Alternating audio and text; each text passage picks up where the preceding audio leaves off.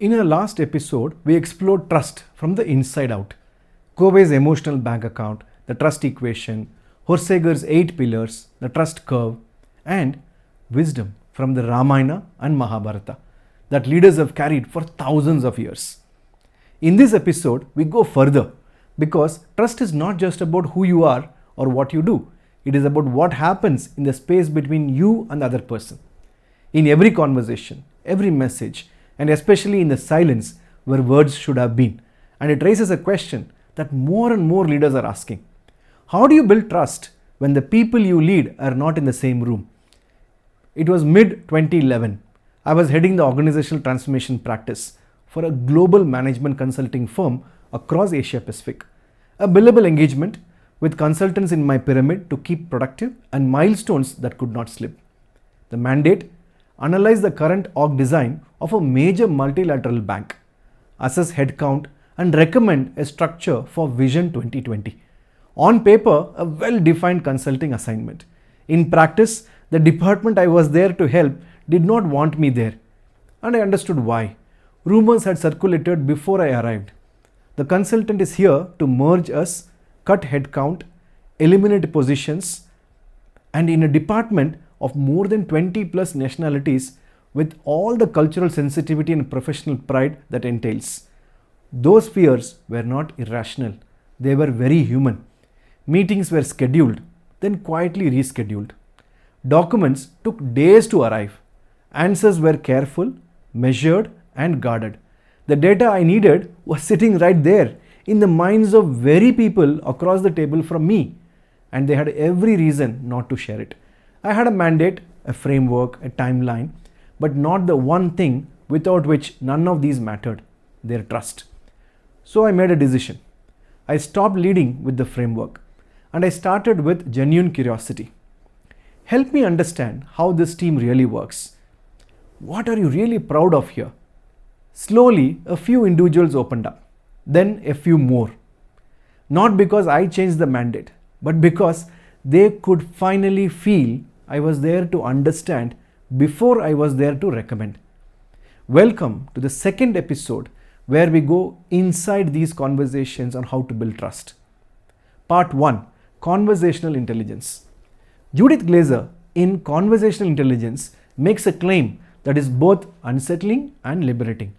Trust is not a thought, it's a chemical reaction. Before you have processed a single word in a conversation, your brain has already decided whether the person across from you is safe or threatening. In 0.07 seconds, faster than a conscious thought, neurochemistry is already shaping what you hear, what you believe, and what you are willing to share.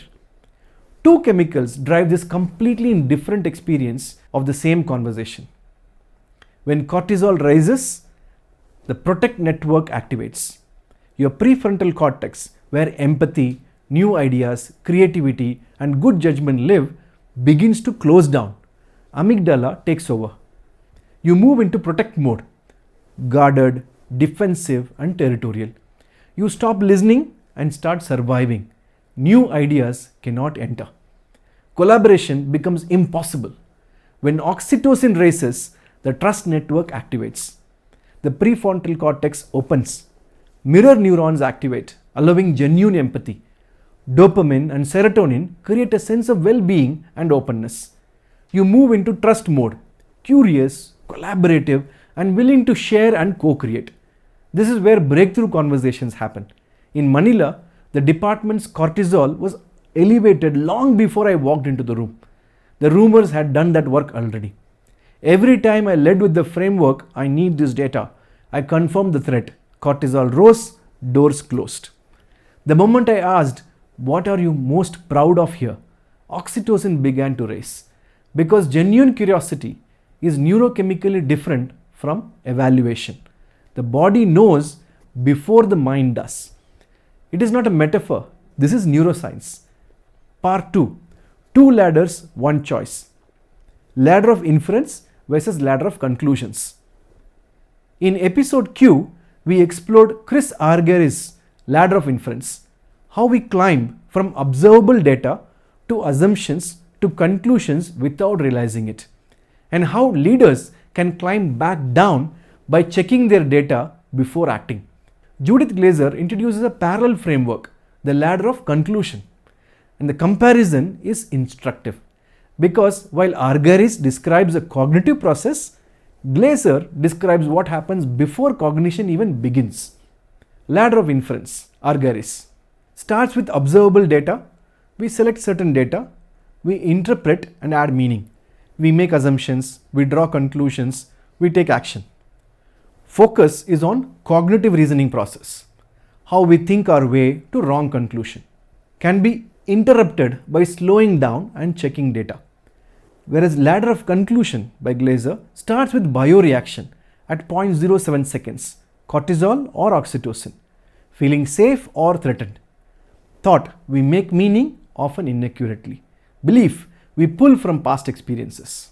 Conclusion, we block out other views and become attached to being right. Focus, the neurochemical process that hijacks reasoning before it even begins. Cannot be interrupted by logic alone, requires changing the chemical signal first. Here is a critical difference. The ladder of inference tells you how to climb down slowly by pausing and questioning your data before you act.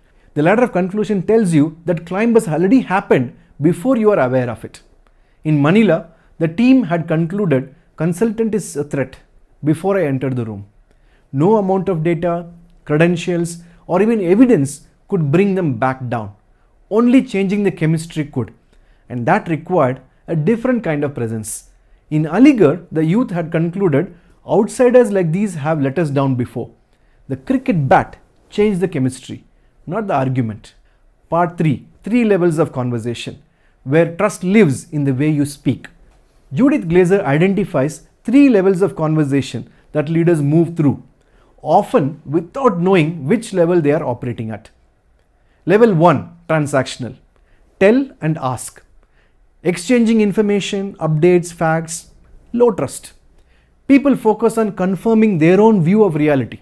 Most organizational meetings operate here. Level 2, positional. Advocate and inquire. Each person pushes their own position and questions the other to influence rather than to understand. Trust is conditional. Win-lose dynamics operate beneath the surface. Conflict often lives here. Level 3, transformational. Share and discover. Both parties are genuinely curious, co-creating meaning rather than competing for it. Oxytocin rich, psychological safety is present. This is where breakthrough insights, genuine trust, and real collaboration are born.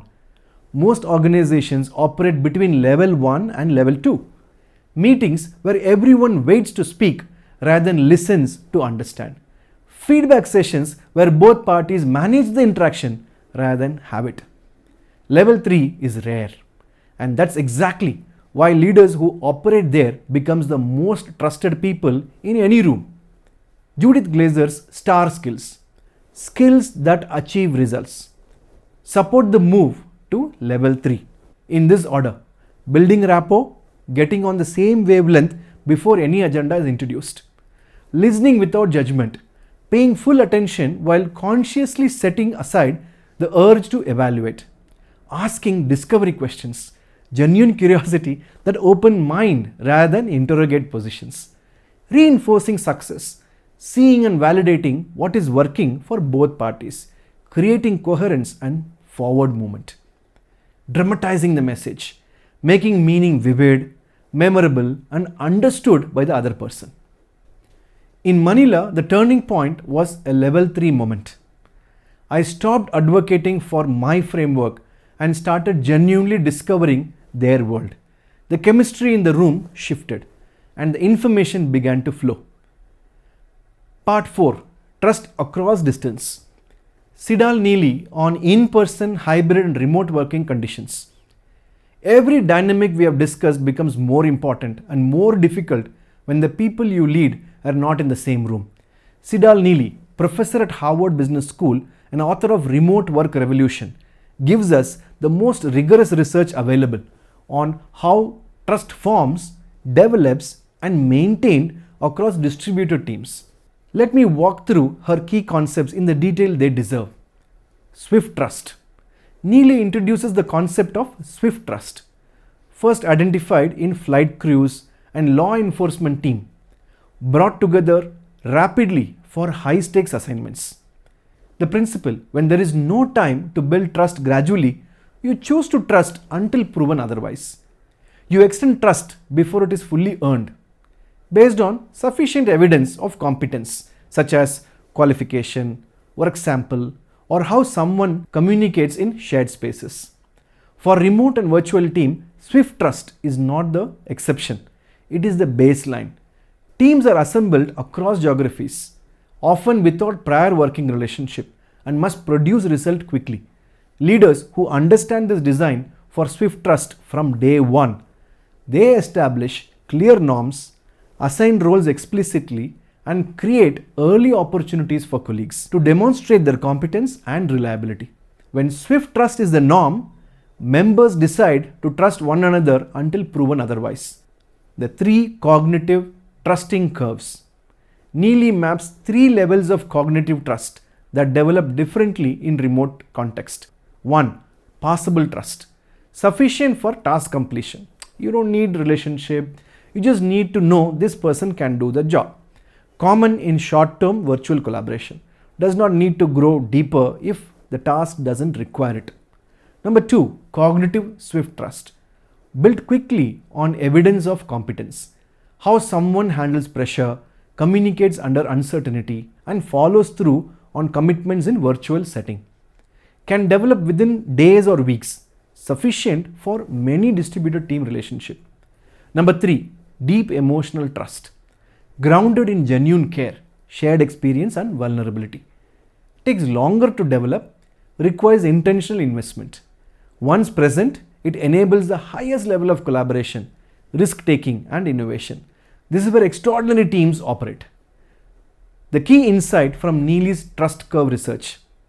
Cognitive trust can develop relatively quickly in remote settings because work quality is visible.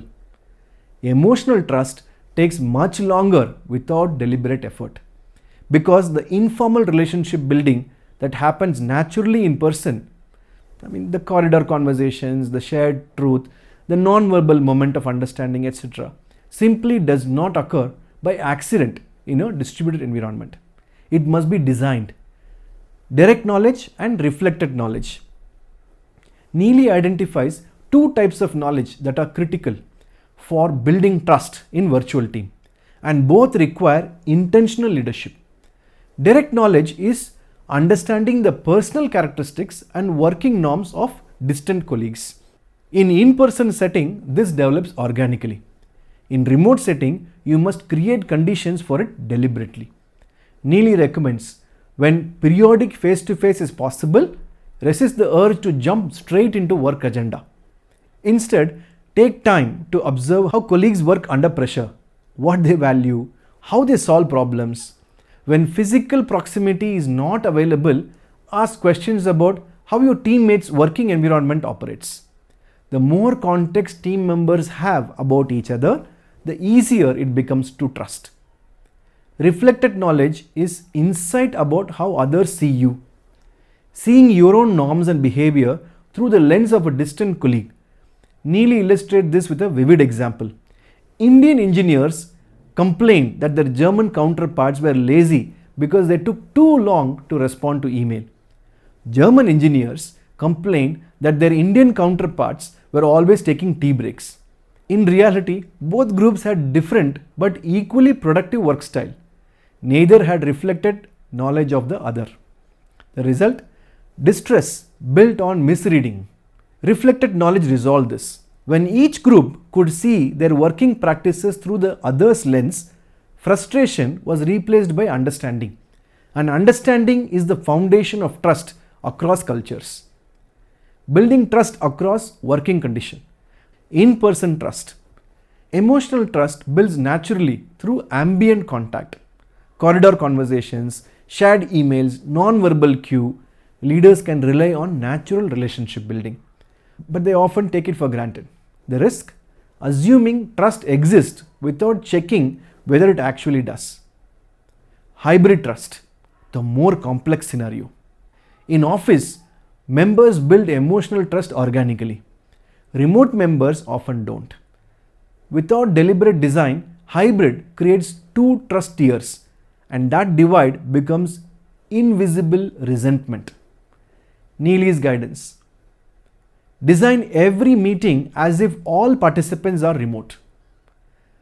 Rotate facilitation so remote voices lead, not just respond.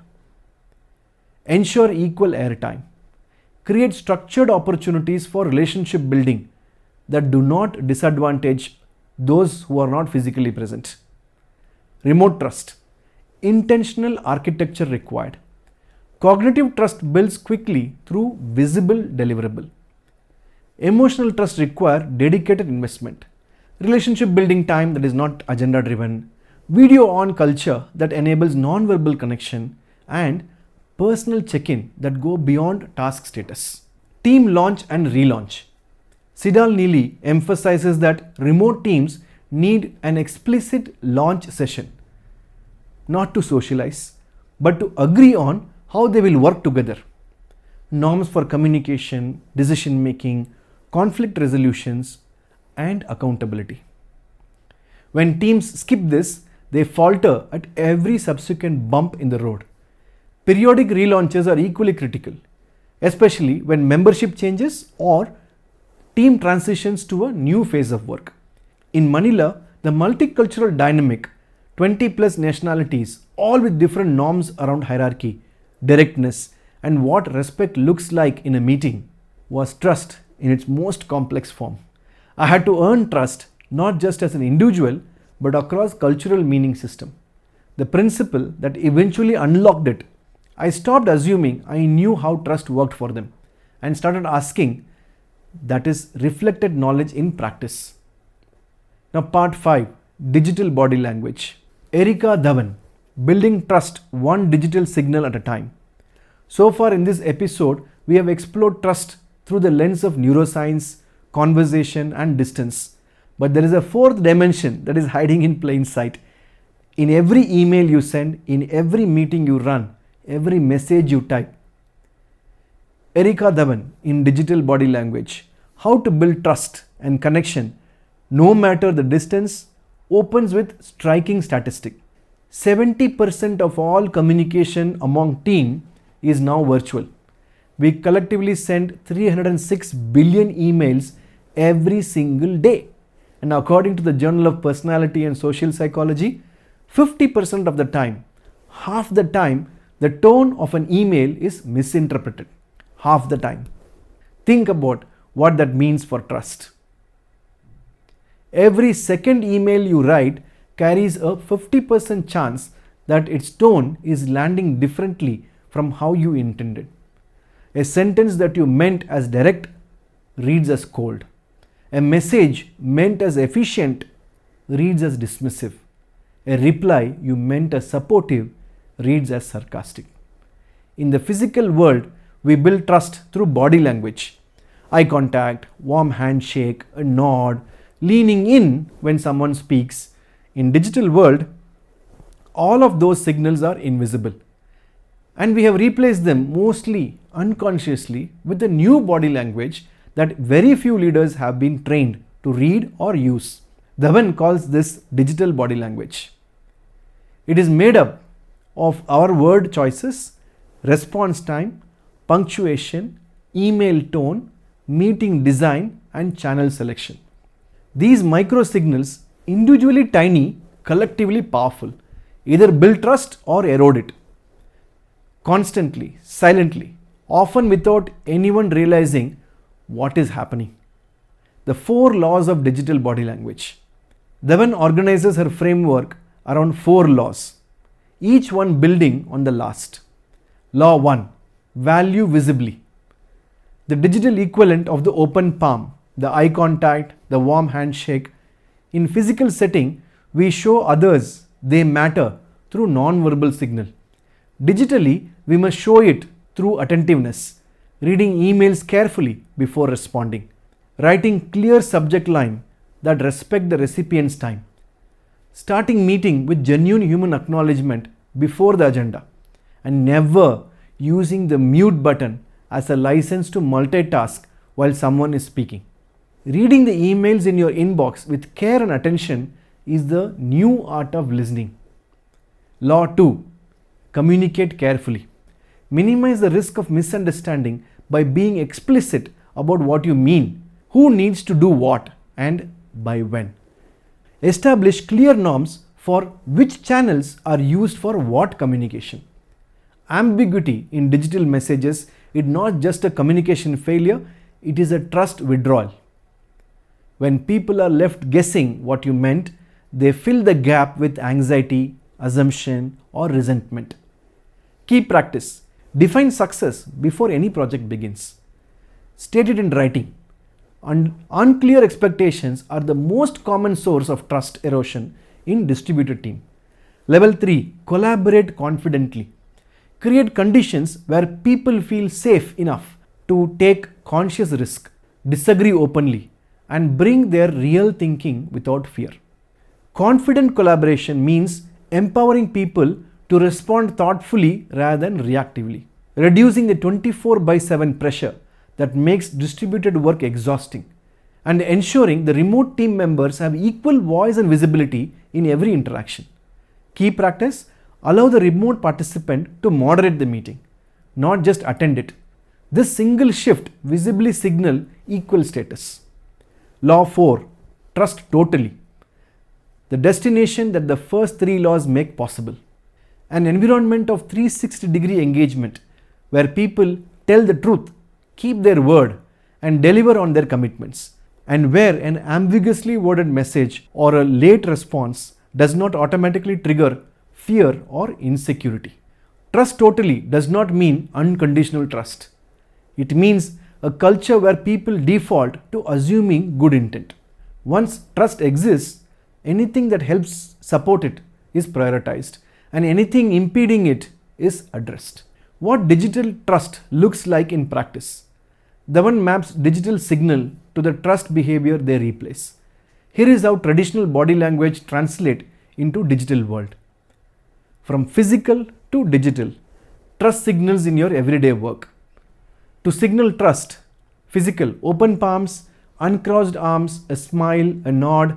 Digital, clear subject line, friendly email closing, never BCC, blind carbon copy without warning. Mirroring the sender's tone and punctuation. To signal engagement, physical, lean in, make eye contact, nod. Digital, timely response, answering all questions in a message, not just one. Sending a quick got it if no full reply is needed.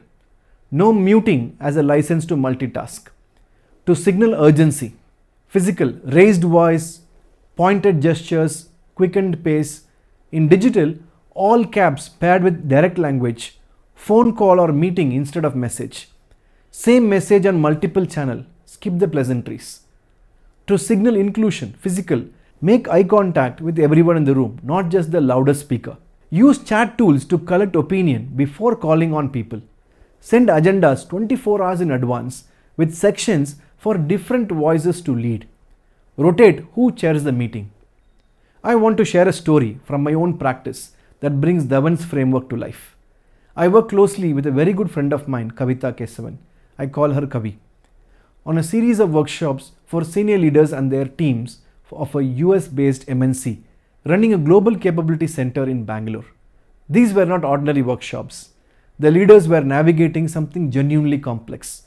A team spread across time zones, communicating almost entirely through screen, trying to build a high-trust culture across a chasm of invisible signal. I read Erika Dhawan's book carefully before we began. And what struck both of us, workshop after workshop, leader after leader, was how precisely her framework mapped to the real anxieties in the room.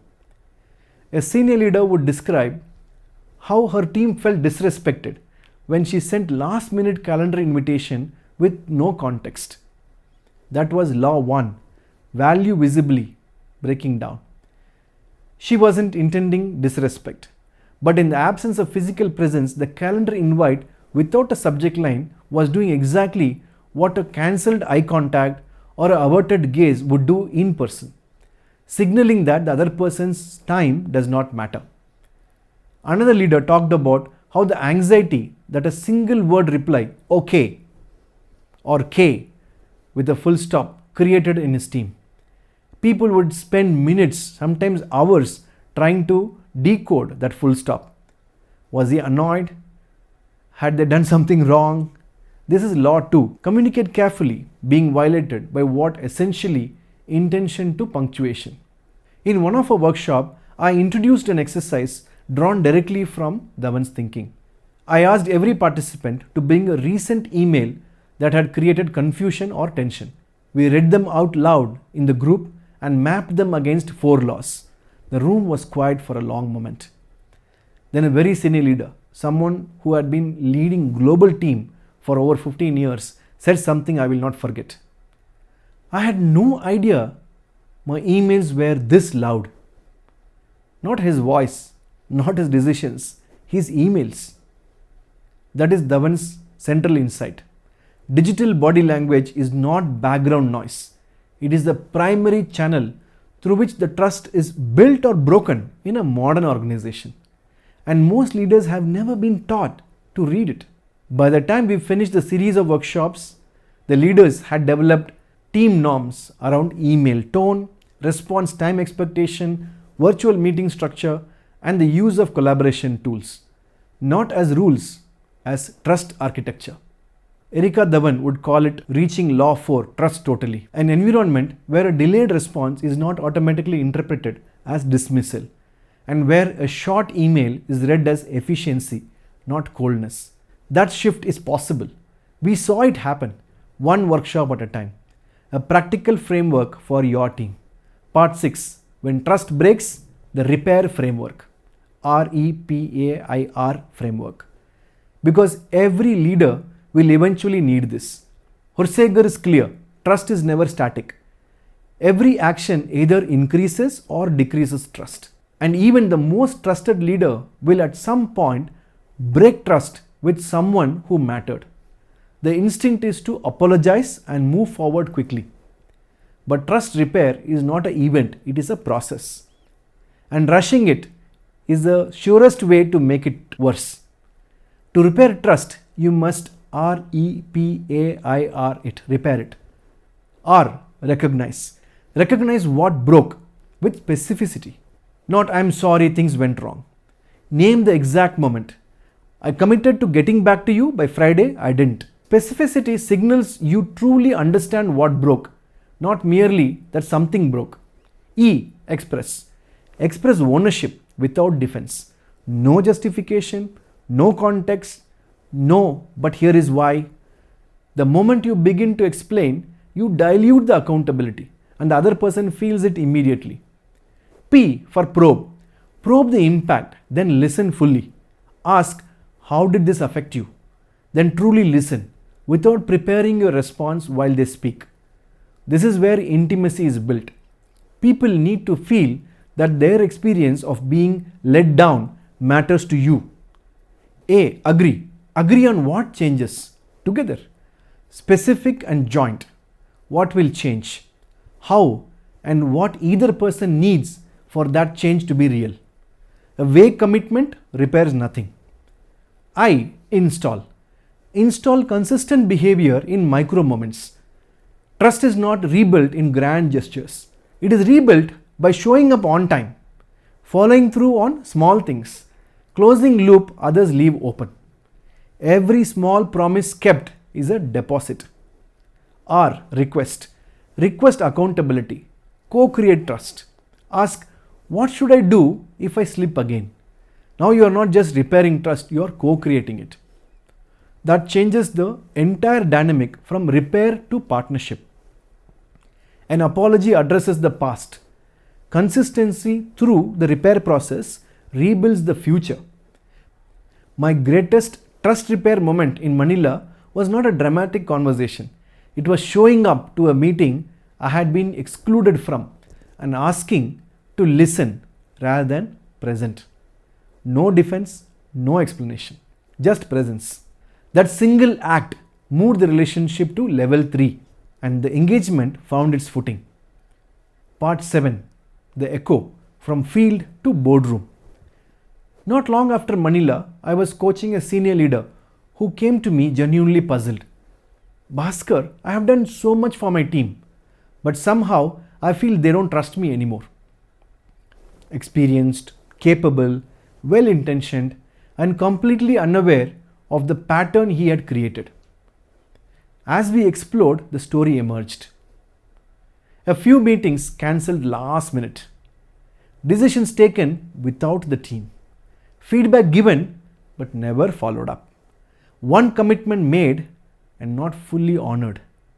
None dramatic, none in bad faith, but together a slow, invisible erosion of trust. His emotional bank account was deeply overdrawn. Through the trust equation, we saw it clearly. His credibility was intact, but reliability had slipped. Self-orientation has quietly increased as pressure mounted. Through small, deliberate shift, more consistency, more inclusion, more follow-through, things began to change. A few months later, I thought trust comes from being right. Now I realize it comes from being reliable. From a glass-walled boardroom. The same truth I had learnt on a cricket pitch in Aligarh and in a guarded conference room in Manila. Trust is not built in big moments. It is built and broken in small ones. Part 8. Your experiment this week. In your next important conversation, pay attention to the level you are operating at. Am I in level 1, just exchanging information? Am I in level 2, advocating my position and managing the other person's response? Or am I in level 3, genuinely curious, genuinely present? Notice what your body signals. Is cortisol rising? Guardedness, the urge to protect? Or there is oxytocin, openness, curiosity, the sense that you can say what is really true. And if you lead a distributed team, which of Sidal-Neely's trust types are you actively building? Schedule one non-agenda interaction this week. Direct knowledge, not task status. Try Erika Dhawan's simplest experiment. Look at the last 5 emails you sent and ask, which of the 4 laws was I practicing? Which was I unknowingly breaking? If you have broken trust with someone recently, don't wait. Begin the repair process. Start with R. Recognize what broke specifically this week. Part 9. Recommended reading. Digital Body Language by Erika Dhawan. The definitive guide to building trust through digital signal, email, meeting, response time, punctuation and collaboration tool. Essential reading for every leader managing a distributed or hybrid team. Conversational Intelligence by Judith E. Glaser. The neuroscience of trust in conversation. The ladder of conclusion, the 3 levels of conversation and the star skills that move leaders to level 3. A scientifically grounded and practically rich framework. Remote Work Revolution, Succeeding from Anywhere, Sidal-Neely. Swift Trust, the trusting curves, direct and reflected knowledge, and design principles for building genuine trust in remote and hybrid teams. The most research-based guide available on trust across distance. Trust and Inspire by Stephen M.R. Covey. The paradigm shift from command and control to trust and inspire leadership, and why the 3 stewardships of modeling, trusting, and inspiring define the next generation of leadership. Leaders Eat Last by Simon Sinek. Why leaders who create conditions of genuine safety and belonging by prioritizing their people over their own comfort build the deepest and most enduring trust in their organizations. Every key on the keyboard of leadership unlocks a different capability. Look at where this journey has taken us. Q. Question assumptions. Q taught us to question our assumptions. W. Evolve beyond what got you here. W taught us that the strengths that got us here may not take us forward. E. Show up with executive presence. E taught us to take the lamp out of the pot. R. Reframe your reality. R taught us to change the frame, not just the facts. T. Trust, the leadership multiplier. And the T across these two episodes has taught us that trust is not a feeling you wait for. It is a practice you build in every conversation, in every digital signal, in every commitment, in every direction. In Aligarh, it was cricket bat. In Manila, it was set of questions. In the Ramayana, it was a lifetime of dharma. In a workshop room in Bangalore with Kavi, it was an email read aloud and a senior leader who said, I had no idea my emails were this loud. In your leadership, it begins the moment you choose presence over agenda, whether that presence is physical or digital. What is the trust I'm building? One conversation at a time. There is one more key waiting. Why? And it may be the most personal conversation in this entire series.